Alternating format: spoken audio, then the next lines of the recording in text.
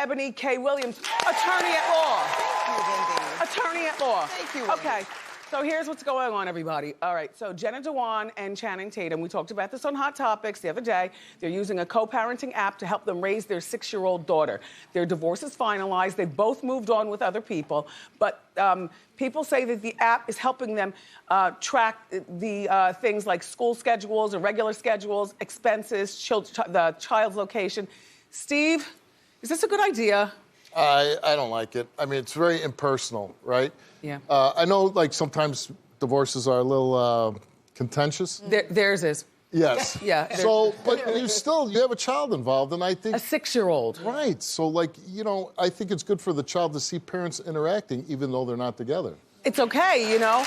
And, Nicole, what I was saying the other day is that, you know, they only have to interact for like 15 minutes. You can't grow up for 15 minutes to fake the funk in front of your child. Unfortunately, a lot of people cannot fake the funk for that amount of time. And I feel like what the app is doing, you know, tracking the scheduling and, you know, finances and things like that, I'm in a happy marriage, and 75% of my arguments with my husband are over those things. So I could use this app, and I'm not even getting divorced. You know what I'm saying? I just feel like this is something that's very helpful.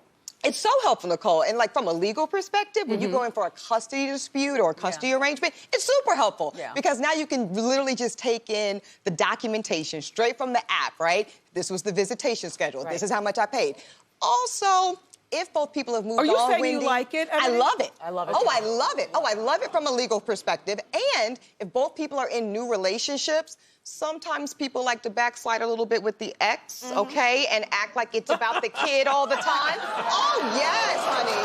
Absolutely. Now it's on the app, baby. Get out of my DMs, get out of my text messages. Keep it in the app. And you can want to be mature and act, you know, like everything's all rainbows and unicorns and butterflies, but it's not. Let's call a spade a spade. Divorce can be very hard, and so why not just try to save it? For them, this is an only child, too. So this child doesn't have any other kids to play with or refer to. And Steve, I'm with you. How do you convey emotions with what's going on with your child through an app? Yep. Right? I mean, there's things that it's not personal. There's no human element to it. Even like, I don't like so much texting anymore because nobody talks to each other anymore. Yeah. And you don't get the full range of emotions, what somebody's feeling or trying to express through a text or an app. The app can also get hacked, in which case everybody knows your information. Yeah. Right. I like the personal touch, Steve. I'm with you. All right, so the actress Emily Blunt used the sneak attack method to move in with her husband when they were dating. The sneak attack is, this is what she did. She started leaving more and more stuff with every visit to the house at his house. So eventually she was moved in. Nicole, is this sneaky or brilliant? I mean, it's super sneaky, and I'm not trying to hate on Emily Blunt, but I feel like it reeks of desperation. Like, I remember, when you move in with your man, don't you want to move in because he wants you to move in, not because you tricked him into moving in? Right? Yeah, I didn't think of the word desperation, but just the sneakyosity of it all. Eboni, what do you think? I think it's brilliant, but risky. So here's the thing. Chrissy Teigen is actually on record as to saying that this is essentially how she landed I do on remember Legend. that. She's like, we went on a date and I never went home. And I think it's brilliant, but I'm a big Sex and the City fan, and do you guys remember the episode where Carrie kept leaving stuff? And Big gave her the box and was like, girl, you left some stuff? Yes. Then that's awkward. Yeah. Steve? I mean, when I was single, and if somebody, you know, if I thought there was even a future, maybe I'd let you leave a toothbrush, right? But if I was not into you at all, and it was what it is, you know, just maybe then it was like, hey, if you left your shoestring, I'm like throwing it outside, you know what I mean? Yeah. Get out. But clearly they got along, and you know what? A lot of times people get so busy with their careers, they don't even, and depending on how big his house is, he might not have even realized that her entire wardrobe and shoes are still there. I don't think he was minding that at all, by the way. It's, you know. Well, it's Emily Blunt. Right. Look at her. So. Who's gonna kick her out of the bed? No. Yeah, but then why wouldn't they have a conference and ask, like, who pays for what? Who pays for the electric? Who pays for... You know what, Wendy? Sometimes in my experience, some men are not the best communicators. Yeah, that's true. So None of them are. sometimes- Sorry, Steve. Except for you. Except for you, Steve. You know what I mean? Sometimes they need a little help, Wendy. They need a little prodding. Yeah. What happens when he finally realizes all those things are at his apartment or at his house? He was fine with it. They ended up getting married. But here's my deal.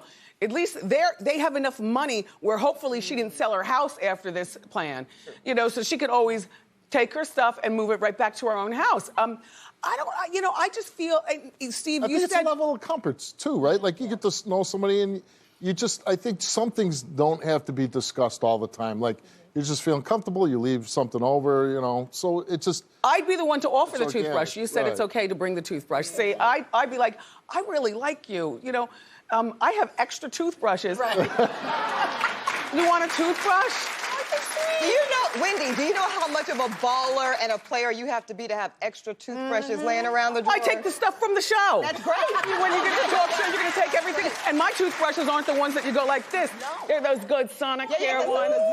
Oh, yes. Oh, yes. You would offer a Sonicare toothbrush? Would. Brush head, maybe. The brush. You And get I a got brush all the head. extra brush heads and all that. You know, do you want to use Crest or Tom's toothpaste or whatever? Got all that stuff. When you get your talk show, let me tell you something. Jackpot. Steve, you know. I used to See? take the little mini shaving cream cans, you know. See? From Guest Wardrobe. Yeah. See? Oh. We're cheap. Okay, there's a new survey that says companies should stop trying to prevent employees from dating each other. Over 50% of people have dated coworkers, including me, and almost 30% have dated bosses. Look, Eboni, where do you stand? Okay. Uh-oh. From a legal perspective, Wendy, it's a bad idea. This is a Me Too era, right? The litigation is crazy. Okay. And you're opening yourself up to some liability issues. However, I do think grown folks can be grown folks. Steve here is a perfect example. I used to work with Geraldo Rivera. Geraldo has married 3 assistants. Okay, it happened. He has. And he's still married to one of them now, happily. So I don't think you should legislate grown people's behavior. Steve was doing security at Jerry Springer. His wife was an executive producer at Jerry Springer. Now, did people at the Springer show know that you guys were dating? No, we kept it quiet for a long time. Look at beautiful. And now, Steve has his own talk show, and his wife is the executive producer of the talk show. So It worked out for him. You know what worked for me was when my wife was working on the show and I looked at her and said, wow, this is somebody I respect so much. She works hard.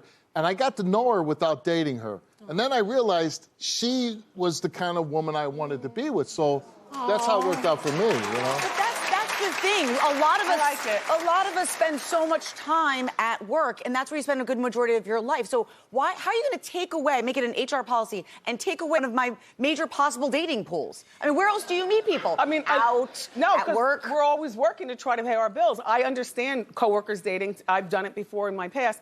This is before getting married. I've dated coworkers. I married. My first husband was a coworker. Oh, what a mess. but I can tell you one thing right now. What I would suggest is something like when you go fill out your social security number and stuff, once you get hired for the job with HR, it's a real simple one-page thing that says, look, if by chance you start dating somebody here, we're all grown, and you need to sign this, and if you don't sign it, then you can't have the job. Because what this is saying in simple English is if you guys dating, if your love life presents a problem and interrupts the workspace, then we're getting rid of not one of you but both of you. And That's fair. I don't care whether it's an assistant and a boss.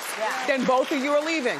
You know. But you know, Wendy, you got to be able to afford to be able to do this type of thing. Because if you date and it goes left and you don't have a beautiful story like Steve then here, act like an adult and don't make a big deal over it. Sometimes it's awkward, Wendy. And I know, like, if it gets awkward, I want to be able to roll. No, it's not. You Because with gotta, that first husband, they asked me, what do you want us to do with him? He was making trouble.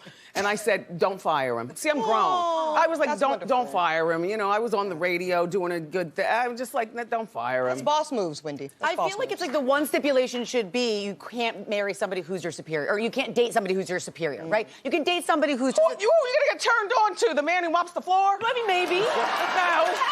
No. Love is blind, Wendy. Love is blind. Not after a particular age, it's not. All right, you all. Well, thank you so much for being here.